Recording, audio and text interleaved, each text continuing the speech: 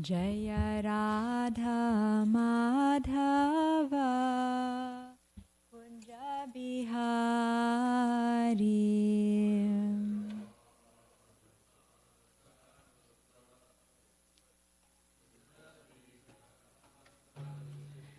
Jaya Radha Madhava Kunja Bihari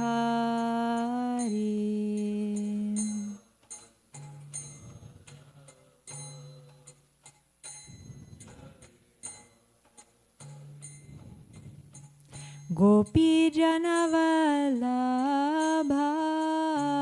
Girivaradhari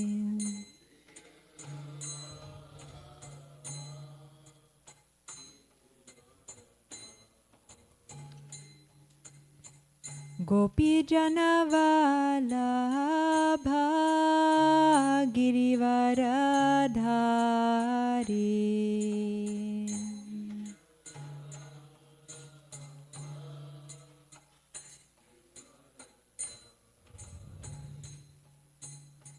Yashodanandana Braja Janaranjana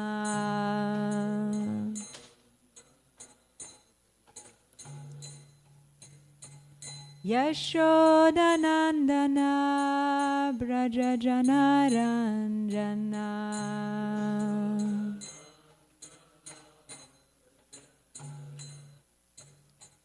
Jamuna Tira Vanachari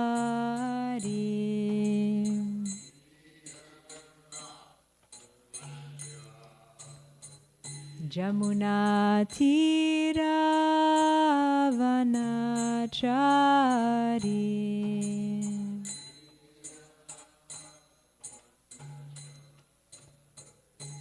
Jaya Radha Madhava Kunja Bihari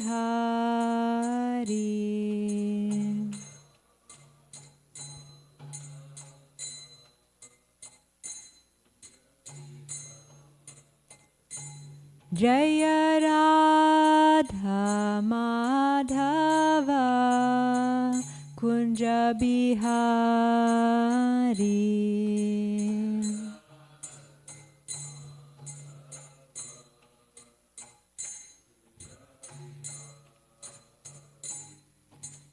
Hare Krishna, Hare Krishna, Krishna Krishna, Hare Hare, Hare Rama, Hare Rama, Rama Rama, Hare Hare.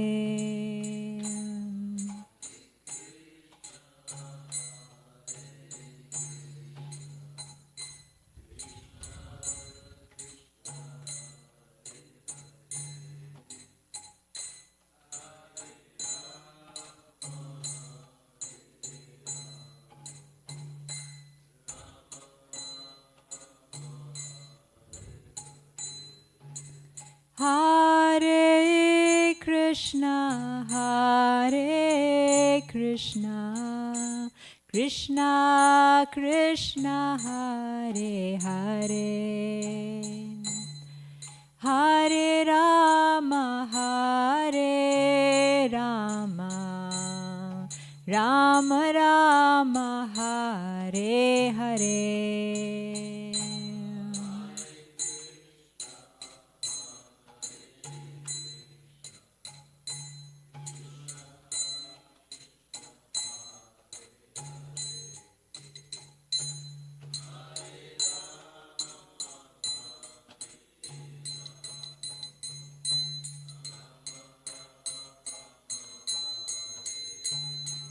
Hare Krishna, Krishna Krishna, Hare Hare, Hare Rama, Rama Rama, Hare Hare.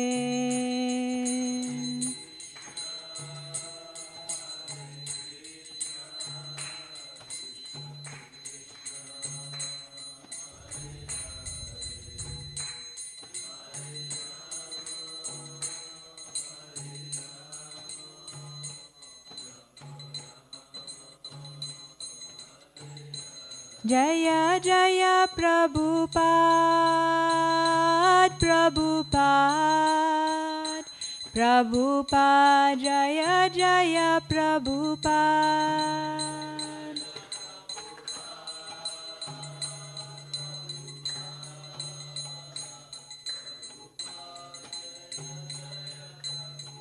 Jaya Jaya Gurudev, Gurudev, Gurudev, Jaya Jaya Gurudev.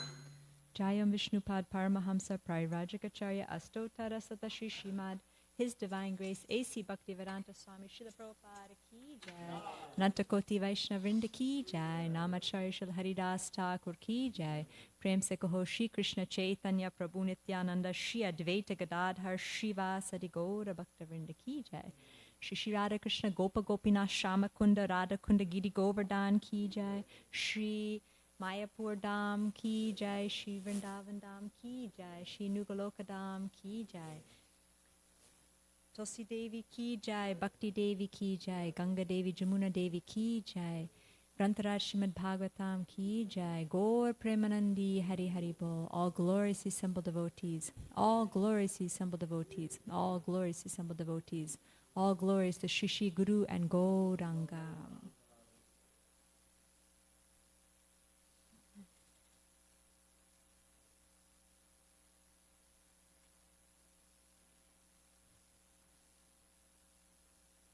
Om Namo Bhagavate Vasudevaya.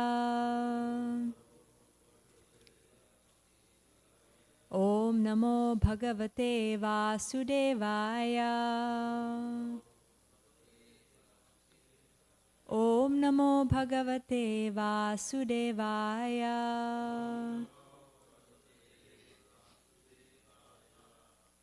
Today we're reading from Srimad Bhagavatam, Canto 10, Chapter 66, Pondraka, the false Vasudev. Text 3. Dutam cha prahinon manda Krishnaya vyakta vartmane Dvarakayam yata balo Nripo bala krito buddha Dutam cha prahinon manda Krishnaya vyakta vartmane Dvarakayam yata balo Nripo bala krito buddha Dutam cha prahinon manda Krishnaya vyakta vartmane Dvarakayam yata balo Nripo bala krito buddha.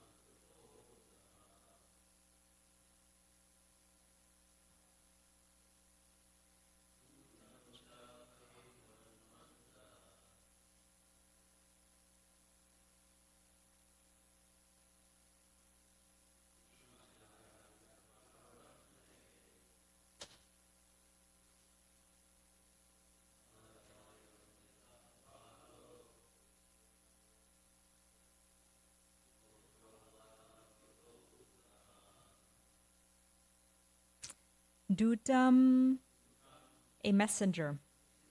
Cha, and. Prahinot, he sent. Mandaha, slow-witted. Krishnaya, to Lord Krishna.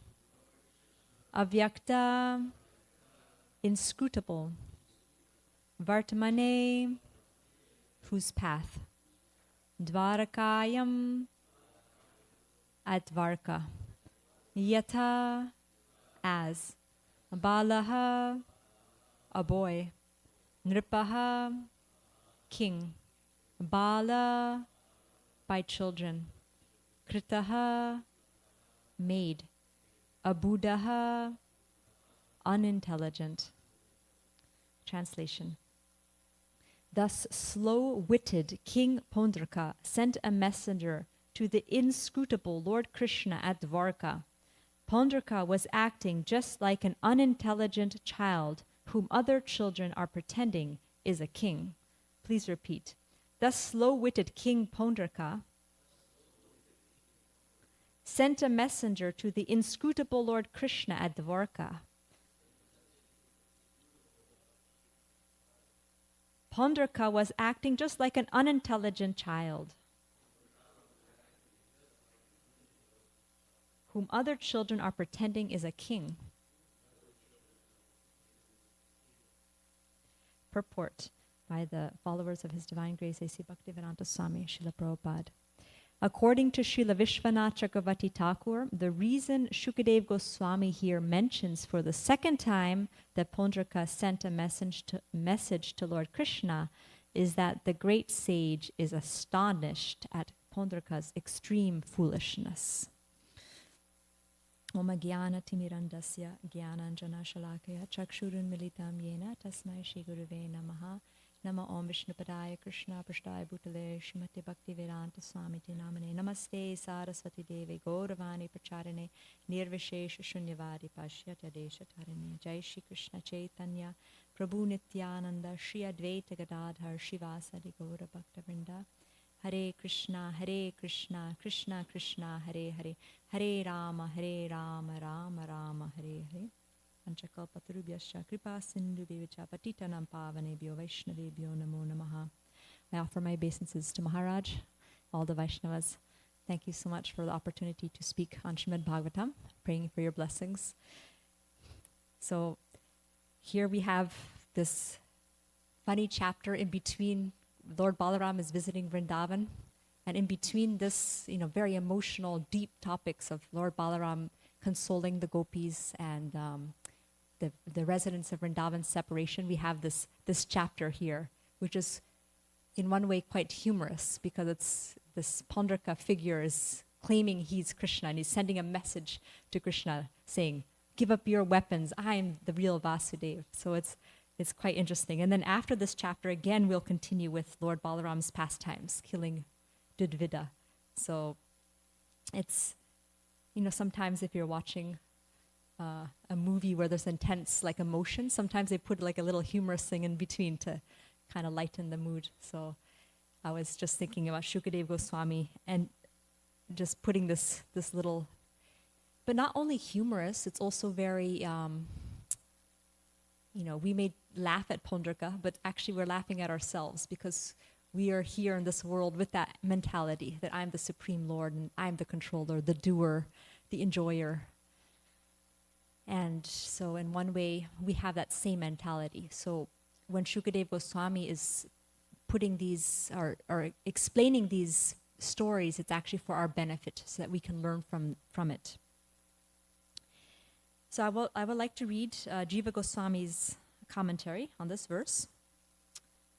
Jiva Goswami says, not only did he think this, but he sent a messenger to Dwarka, which was filled with devatas, sages, and kings. So Pondraka not only thought he was God, but he also sent a messenger to Dwarka. How foolish. And Dwarka is filled with devatas, sages, kings, all these advanced personalities. He's again called a fool out of amusement. So the word used here was manda. And we know in Sanskrit from the shloka, manda sumanda matayo. In Kali Yuga, people are slow-witted. So that is Pondraka's again being talked about as being kind of foolish. He was completely foolish, manda, since he thought he was the Lord, just as a foolish child is made into a king by other children and believes it. He sent a messenger to Krishna. And for Pondraka, the Sanskrit word used was manda, slow-witted, and the Sanskrit word used to describe Krishna was avyakta, vartmana. Avyakta means one who cannot be understood, and vartmana means path. So Krishna's path is not easily to be understood. So here we have somebody who's foolishly thinking he's a Supreme Lord, but who is actually the Supreme Lord? The Supreme Lord is avyakta. You can't understand him very easily, Thus, it was suitable to send such a message, since it was impossible for him to know the truth about Krishna. Pondraka was foolish like a child. And Sanatana Goswami, he gives basically the same thing, but he just gives different analysis for avyakta. Rupa, Sanatana Goswami says it can also mean that Krishna is invisible to the non-devotees. and also that Krishna is only manifested by his powers, and another one is his path is not visible. So this all shows the contrast between Krishna's and Pundraka, the person who is so great and so wonderful that you can't understand him by our small intelligence, compared to somebody who is so foolish, thinking that because other people are praising him and telling him he's God, that he is actually God. Maharaj was talking about that praise, how sometimes when you just get general praise and you get puffed up, you think, oh yes, I'm a good person, I'm a great person. And so I would like to focus on one aspect that struck me from this verse, and that is the first step actually for spiritual life is humility. That's actually the first step. Because if we think that we know it all, and we think that, especially society, we may puff us up, may make us think, oh, I'm good, I'm this, I have everything under my control, then it's that understanding or entering into spiritual life is impossible. Because the first step is to realize how actually insignificant we are and how we are fully dependent. And then when we're in that mood of full dependence, then we can take shelter. And when we take shelter, then Krishna can bestow his mercy upon us and reveal himself to us. So the word used here was avyakta, and the devotees translated it as inscrutable. So inscrutable means not able to be scrutinized. And scrutinize means to critically observe something or examine something. I just looked up the word scrutiny, and it comes from a Latin word that means from scrutari, which means to search. And actually it comes from, if you go even further back, scruta means rubbish. So it was started by just people who are going through rubbish and scrutinizing, seeing anything that's good in here. So scrutinizing is like, I can examine something with my own eyes, my own abilities, like that. And Krishna is inscrutable. He cannot be examined by our little intelligence, our little abilities.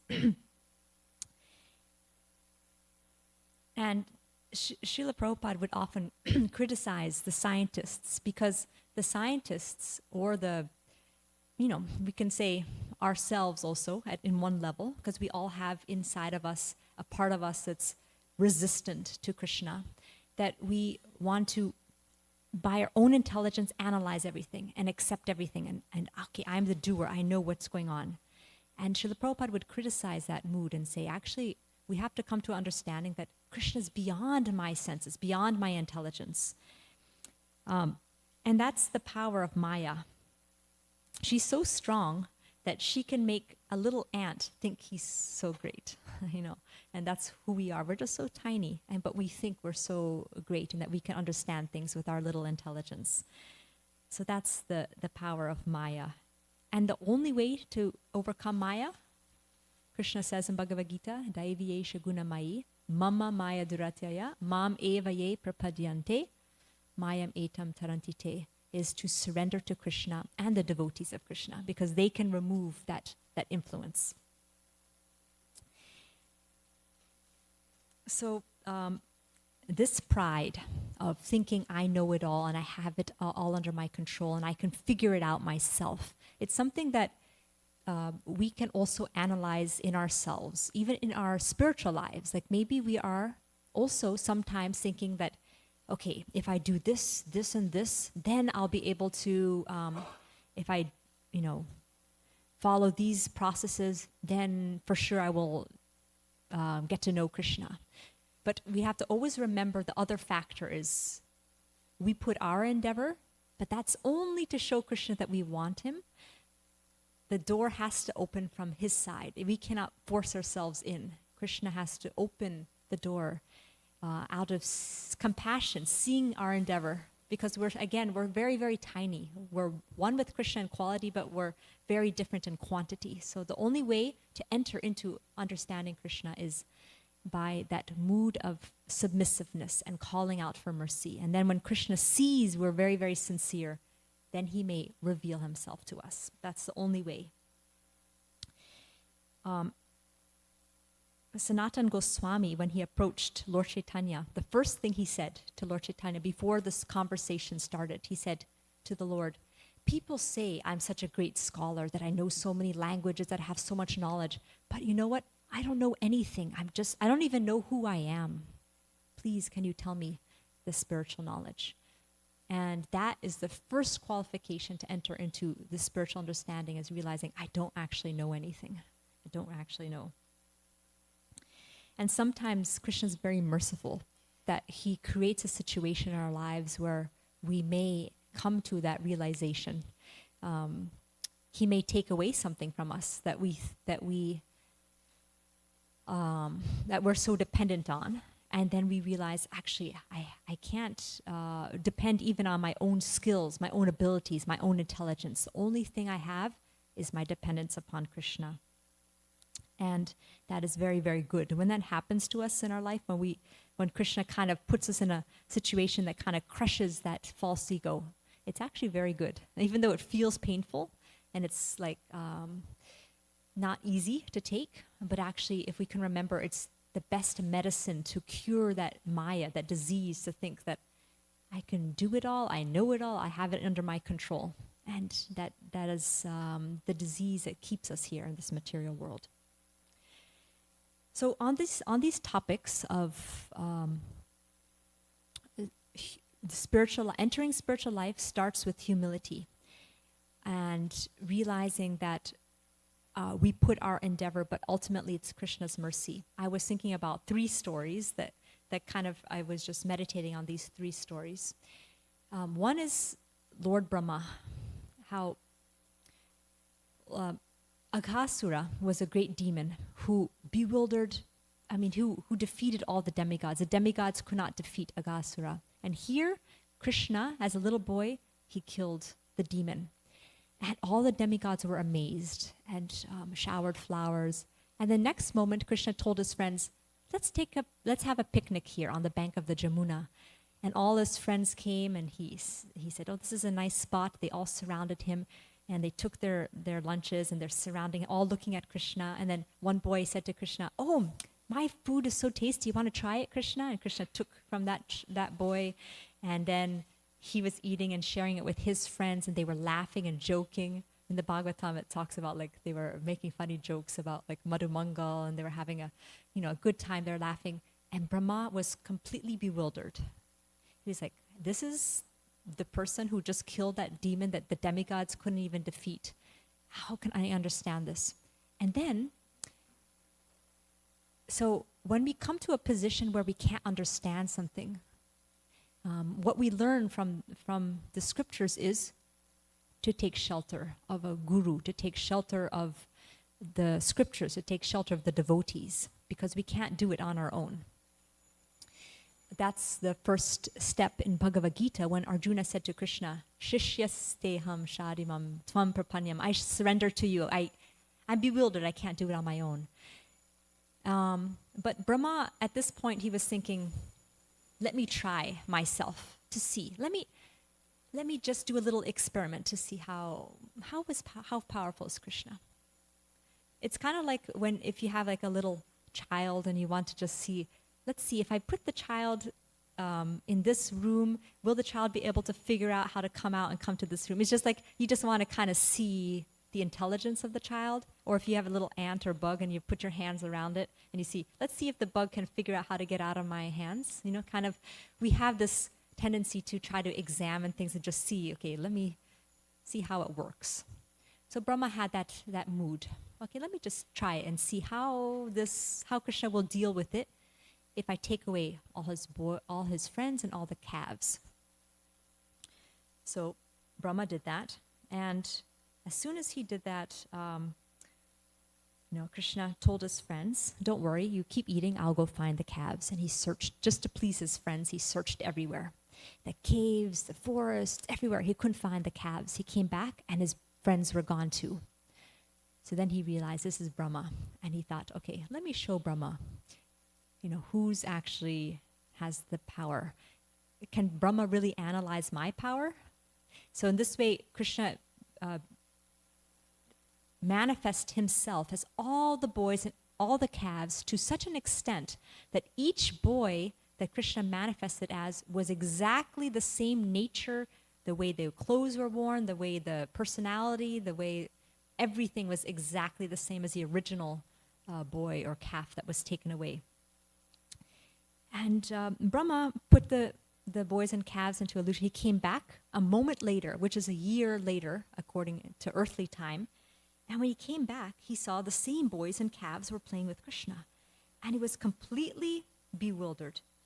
And it's described in Bhagavatam, his thought process. He was like, wait a minute, I just put the boys and calves there. Now they're here. Is it that Krishna took them from there and put them here? Or did he manifest another set? But where did this other set come from? But I have this, and so he was like, his brain couldn't comprehend this, and he was going on and on. Who are they? What's going on? And he was thinking and thinking. It's described in Bhagavatam. Thinking. And I was imagining he has 4 heads. Imagine our thinking compared to 4 times the thinking power Brahma. So he couldn't figure it out. And finally, it's described in Bhagavatam that if one tries to use one's powers against the supreme power, it's just like the snow trying to look beautiful in the dark, or like a glowworm trying to light up in the sunshine. It looks ludicrous. So finally, Krishna just withdrew that. Actually, he manifested that each of those boys and calves is actually a full manifestation of Lord Vishnu. And not only that, all the demigods were surrounding all those Vishnus and all the different Brahmas from all the universes and different Shivas and all the living entities, and even the non-animate living entities were dancing and singing and chanting and surrounding all the Vishnu forms that were manifest there. And again, Brahma was just it's described his 11 senses were jolted. He was so astonished he couldn't even speak anymore. And it was like a child's clay doll in the presence of the village deity, it's described. It's like, again, here in this verse also is described like a child's play. Like a child may pretend I'm the king. And imagine the king actually walks in, the child would be like dumbfounded. So here, Brahma was completely so bewildered that he was so jolted. And he's the husband of Saraswati. And he was totally mystified. He's, what is this? And then it's described he couldn't even see anymore. So even his vision was taken away. He couldn't even properly see anymore. And at that position, when Krishna finally saw Brahma was bewildered, now he was starting to become humble. And that's the point where we were talking about. That spiritual life starts when we start to realize, I can't figure it out on my own. And as soon as Brahma came to that point, like, okay, this is too much. I can't even see anymore. I'm just so bewildered. Then Krishna withdrew his Yogamaya potency. And Brahma came back to consciousness like a dead man coming back to life. And when he came back to consciousness, he saw Vrindavan. He saw Krishna standing there with a little still rice and yogurt and little pieces of fruit stuck in his left hand. And Krishna standing there, he saw all the beautiful trees of Vrindavan, and suddenly he could see in the right vision. He could get that Vrindavan consciousness that all the living entities here, Krishna is the Supreme Personality of Godhead, but they're all loving Krishna so much. These are actually the exalted devotees of the Lord. And Brahma offered his obeisances to the Lord. Very, very humbly, he offered his dandavats, and he washed Krishna's feet with his tears. And he got up and offered obeisances again. Offered obeisances again. And in his prayers to Krishna, it's the prayers of Brahma are very, very beautiful. And one of the things that Brahma says is that in time, learned scientists may be able to count all the atoms of the earth, the particles of snow, or perhaps even the shining molecules radiating from the sun, the stars, and other luminaries. But among these learned men, who could possibly count the unlimited transcendental qualities possessed by you, the Supreme Personality of Godhead, who have descended onto the surface of the earth for the benefit of all living entities. And then he says, actually, if we really want to understand you, Krishna, then those who earnestly wait for your mercy, all the while serving you with their body, mind, and words, and tolerating any inconveniences, those people are eligible for liberation. And just see my impudence. I tried to test your powers. I thought I could extend my illusory potency over you. And you're the Supreme Lord. Who am I compared to you? And then he says, what am I? A small creature measuring 7 spans of my own hand. I'm enclosed in a pot-like universe composed of material nature, false ego, ether, air, water, and earth. And what is your glory? Unlimited universes pass through the pores of your body, as Mahavishnu. So, and then he says that the way to get Krishna's mercy and to understand Krishna's mercy is only by the mercy of Krishna. My Lord, this is the famous verse, Atapi te patambuja. My Lord, if one is favored by even a slight trace of the mercy of your lotus feet, he can understand the greatness of your personality. But those who speculate to understand the Supreme Personality are unable to know you, even though they continue to study the Vedas for many years. And then Brahma begins to glorify the residents of Vrindavan. He says these residents of Vrindavan are so fortunate because they just love you as their son, their child, their best friend. They're actually the great devotees. And I was trying to understand you by my intelligence, but you reveal yourself fully to them in your personal form because they love you. And that's all that's required, is that pure love. So from this example of Brahma, we again can relate it to our own lives and remember that it's not by my endeavor that, okay, let me just figure it out myself. Even reading the scriptures, when we're reading Srimad Bhagavatam or we're trying to understand spiritual life, it's not by our intellectual ability that we'll be able to understand it, It's only by Krishna's mercy and the devotee's mercy. Ultimately, it's actually the devotee's mercy, because how can we get Krishna without the devotees? So when the pure devotees see that we're sincere and they bestow their mercy, then we can understand. The other story I was thinking about was the milk-drinking brahmachari story from Chaitanya Bhagavat. So Lord Chaitanya was doing his Sankirtan pastimes in Shivasangan, and nobody was allowed in. He had the doors closed. Only those who were very, very advanced devotees were allowed to see Lord Chaitanya dancing and doing Sankirtan all night long. So one brahmachari, he came to Srivas Thakur, said, please, can you let me in? I'm very austere. I only drink milk and fruit. He only had a raw diet. He didn't have any cooked foods. And I'm very, very, basically, again, that mood of, I'm qualified. I'm doing this, I'm qualified to see. And Srivas said, okay, come inside, just hide here. And Lord Chaitanya, immediately he could detect. But, Lord Chaitanya did dance for some time, and then he said, something is wrong here. Is somebody here who is not supposed to be here? And Srivas Thakur said, there's only this, he's very simple, he's very pure, he just drinks milk, this brahmachari. And Lord Chaitanya said, get him out of here right now. Is it just by drinking milk that one can understand me? It's by such austerities? No, it's not by these kind of things that one can understand me. Take him out right away. And what happened is, 2 things could have happened to that brahmachari. One thing is he could have been offended and been like, oh, okay, I'm getting out of here. But the thing that transformed him, when he heard the chastisement of Lord Chaitanya, it was his humility came out. And when Krishna sees that humility, then he bestows his mercy. The brahmachari realized, yes, I am insignificant. I am so foolish. I thought I could see the Lord by just my mere austerities. But Krishna is so kind. He gave me a chance. I could see his dancing. Gauranga gave me a chance. I could see, for a few minutes, I could see him dancing. How merciful is the Lord. So with the humility was gratitude also. And those qualities softened the heart. Lord Chaitanya immediately sent his devotees to call him back. And he put his lotus feet on that brahmachari's head. Imagine what mercy. And in Chaitanya Bhagavat, Vrindavan Das Thakur says, I wish I could have that mercy of that brahmachari who, he changed his mentality to humility, and immediately Lord Chaitanya bestowed his full mercy upon him.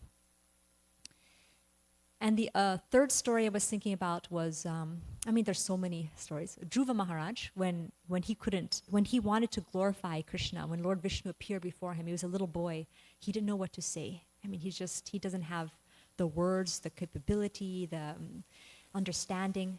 And the Lord touched his conch shell on his head, and then he could glorify the Lord. And later on, there's another part in Dhruva's pastimes where the yakshas, the fight between him and the yakshas, and the yakshas begin showing all these illusory things to Dhruva, like mountains were falling, rain was falling with pus and blood, and these demons were rushing, and Dhruva was seeing like all these animals, fierce animals rushing at him, and he got bewildered. And I was thinking about that too. When we may think I have everything under control, but then the illusory energy of the Lord can overcome us. And what helped Dhruva at that time? The great sages, they saw that Dhruva was becoming bewildered by the illusions of the yakshas, and they came and they prayed on behalf of Dhruva. They prayed, and they also encouraged Dhruva. They said, don't be afraid, this is just the illusion of the yakshas. Remember Krishna's holy name, the Lord's holy name, and take shelter of the Lord. So by the encouragement of the devotees, we can get out of the illusion. And then Dhruva came back to his awareness, and he put his Narayan Astra on his bow. And it's described, as soon as he put that Narayan Astra on the bow, immediately the illusion went away. And in the purports, in that part of the Bhagavatam, Srila Prabhupada says that for us in the Kali Yuga, that Narayan Astra is the holy name. And as soon as we have the holy name on our tongue, Krishna is present, and Maya can't be present there anymore. So two things is, one, the devotees prayed for him, and second thing, he took that weapon, and immediately, the weapon of the holy name, and immediately all that illusion was dispersed. So from this verse, Pondarka is, he is dull-witted, Manda. Krishna is a Vyakta. You can't understand him by your dull-witted understanding. The only way to understand Krishna is by humility, and humility comes by putting our endeavor, but expecting, understanding that Krishna, when Krishna wants to reveal himself, he will reveal himself, never expecting that by my intelligence I can make him come before me. And the examples we talked about was Brahma, how Brahma, when he came to that humility, then Krishna revealed the actual scene of who he is and what Vrindavan actually is, the actual understanding. And then we talked about the brahmachari who just drank milk, and when he became humble, then Gauranga called him back. And then we talked about Dhruva, how when the devotees prayed for him, and when he took the weapon of the holy name, then the illusion was dispersed. So these are some thoughts that can help us in our lives to remember to in the constant struggle in this world, to remember that it's that humility and that begging for mercy and staying in the association with devotees, and always realizing that it's only by mercy that we can get any hope of understanding anything about spiritual life, making any progress. So those are some points I would like to see if anybody, Maharaj, would like to add anything, or any devotees would like to add anything or ask anything on this point.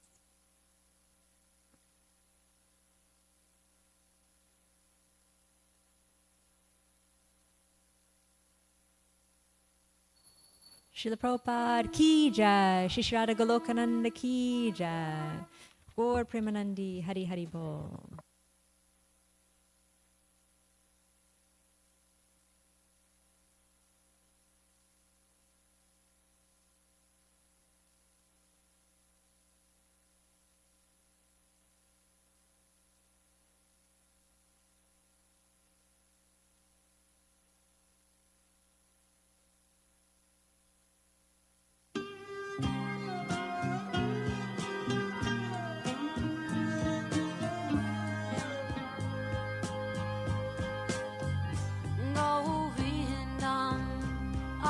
Purusham Tamaham Bhajami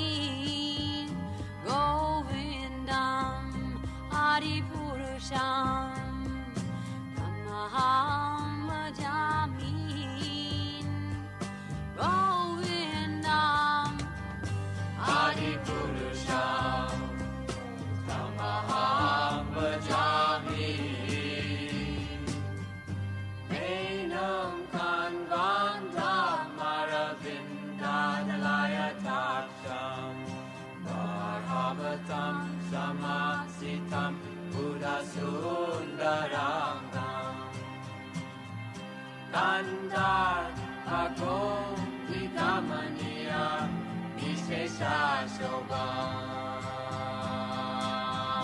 Govindam Adi Purusham Tamaham Jami Govindam Adi Purusham Tamaham Jami Govindam Adi Purusham Tamaham Bhajami Angani Yasa Sakalem Priya Priti Manti Vasyanti Panti Kayanti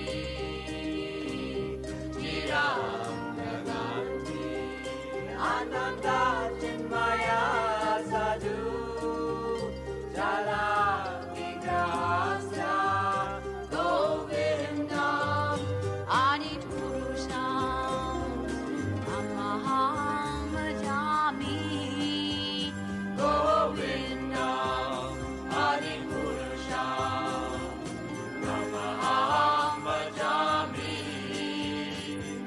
Govindam Adi Purusham Tamaham Bhajami Govindam Adi Purusham Tamaham Bhajami Govindam Adi Purusham Tamaham Bhajami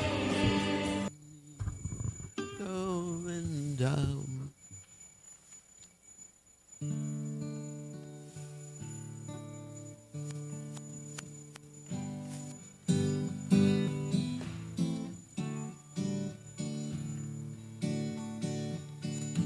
Namo Vishnupadaya Krishna Prasnaya Bhuttalaya Shrimate Bhaktivedanta Namaniti Namane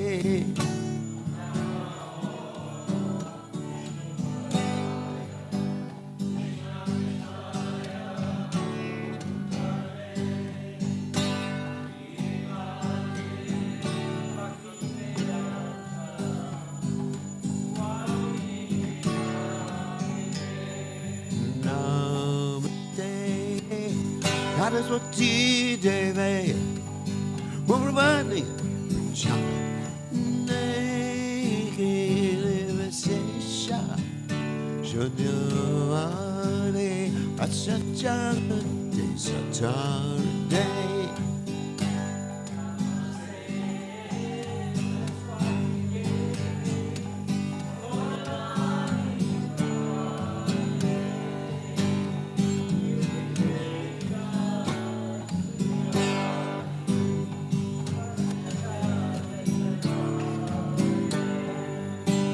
Jaya Sri Krishna Chaitanya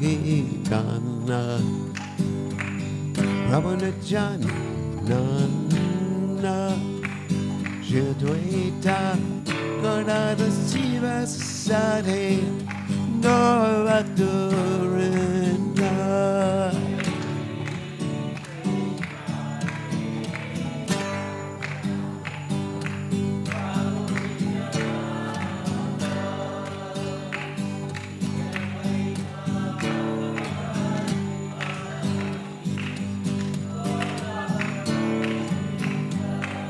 Shri Krishna Nilana Prabhu Nityananda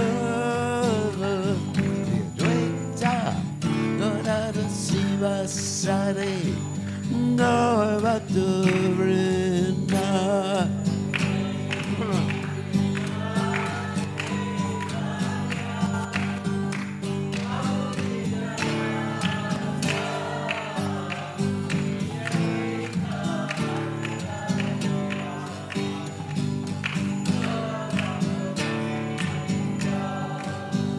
Shri Krishna, Nana,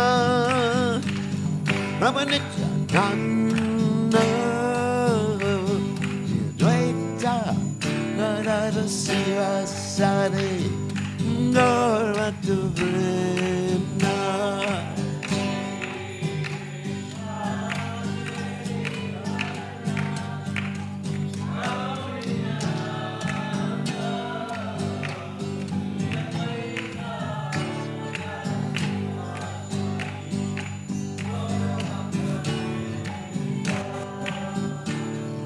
Hare Krishna, Hare Krishna, Krishna Krishna, Hare Hare, Rama Hare Rama, Rama Rama Hare Hare.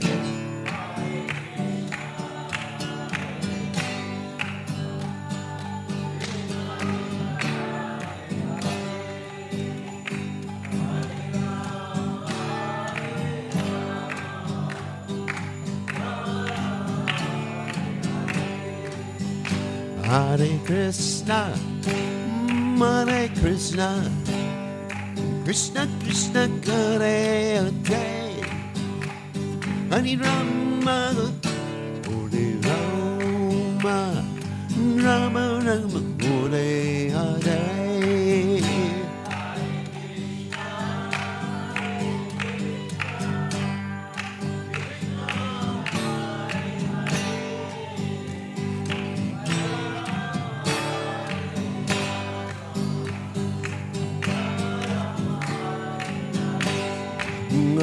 Hare Krishna, Hare Krishna, Krishna Krishna Hare Hare, Rama, Hare Rama, Rama Rama Hare Hare.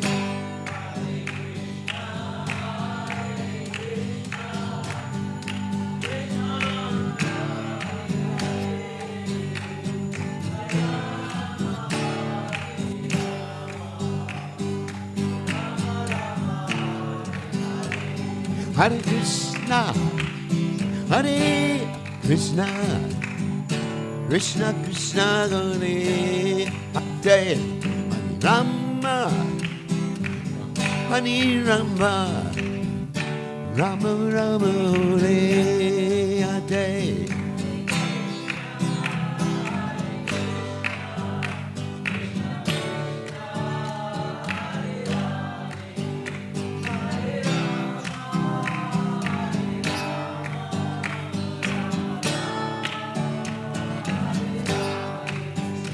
Hare Krishna, Hare Krishna, Krishna Krishna Hare Hare, Hare Rama, Hare Rama, Rama Rama Hare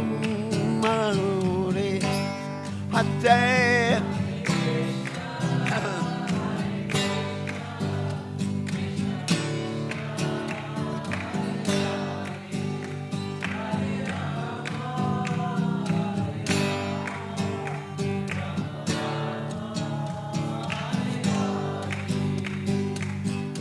Krishna, Hare Krishna, Krishna Krishna, Hare Hare, Hare Rama, Hare Rama, Hare Hare.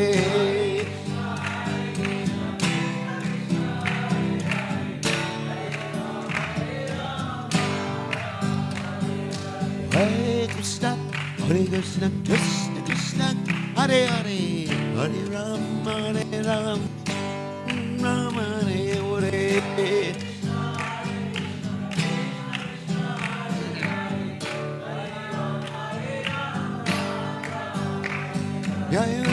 Aku broken on a run, aku broken on a run.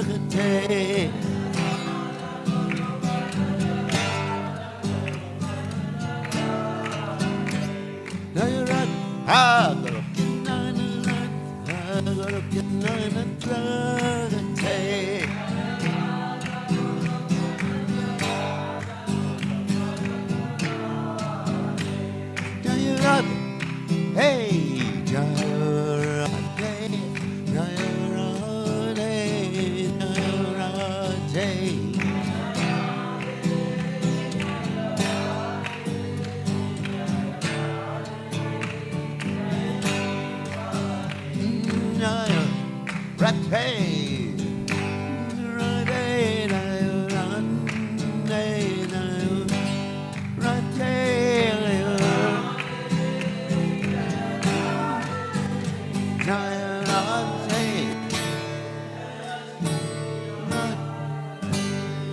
Jai Om Vishnu Pad Paramahansa. Also tell Shri is divine.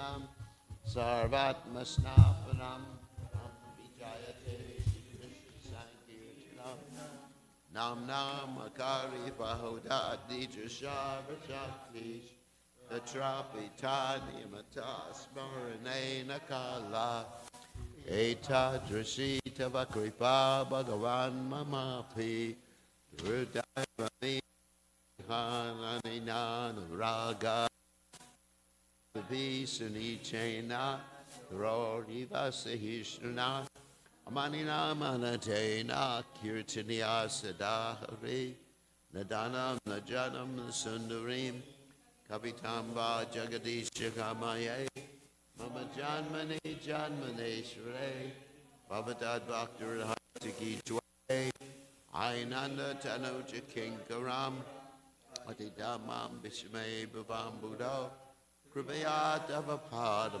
Pankaja Stitaduli Sadrasam Vichintaya Nayanam Galud Hashrudaraya Vadanam Gadgada Rudya Gira Pulaka Nichitam Vapukata Tava Namagrahane Bhavishyati Jugai Tam Nimishena Chakshu Shav Shavashayatam Shunyaitam Jagat Sarvam Govinda Vidahena Me Ashli Shiva Pada Panashtumam Adarshanam Tam Kurotuba Yatadata Vadatu Lampato Mat Prananatas to save Anaparaha.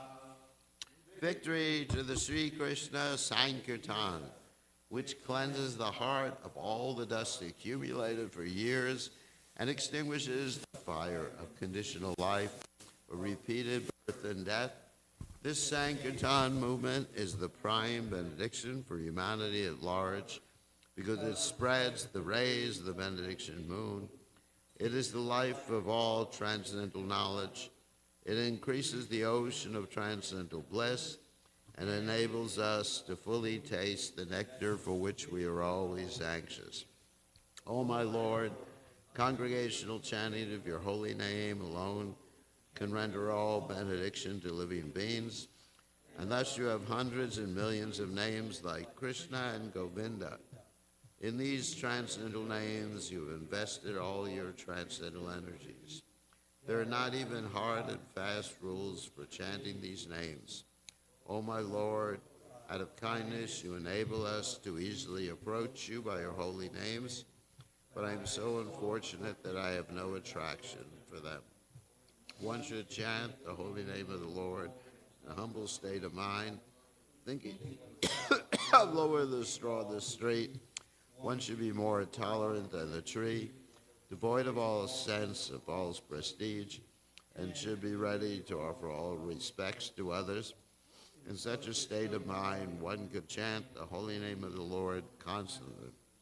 O Almighty Lord, I have no desire to accumulate wealth, nor do I desire beautiful women, nor do I want any number of followers. I only want your causeless devotional service, birth after birth. O Son of Maharaj Nanda Krishna, I am your eternal servitor, yet somehow or other I have fallen to the ocean of birth and death. Please pick me up from this ocean of death and place me as one of the atoms at your lotus feet. O my Lord, when will my eyes be decorated with tears of love flowing constantly when I chant your holy name? When will my voice choke up? And when will the hairs of my body stand on end at the recitation of your name? O Govinda, feeling your separation, I am considering a moment to be like 12 years or more. Tears are flowing from my eyes like torrents of rain, and I am feeling all vacant in the world in your absence. I know no one but Krishna as my Lord, and he shall remain so, even if he handles me roughly by his embrace, or makes me broken-hearted by not being present before me. He is completely free to do anything and everything, for he's always my worshipful Lord, unconditionally. Shikshashtaka ki jai.